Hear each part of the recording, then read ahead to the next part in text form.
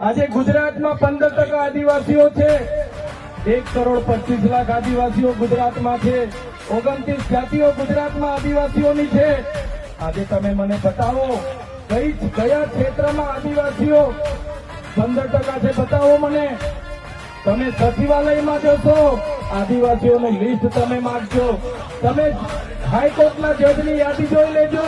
તમે ઇન્ડસ્ટ્રીયલના આપણા આદિવાસીઓને કેટલા લાભો મળ્યા છે જોજો। તમે રિયલ એસ્ટેટમાં આપણા આદિવાસીઓની સંખ્યા જોજો।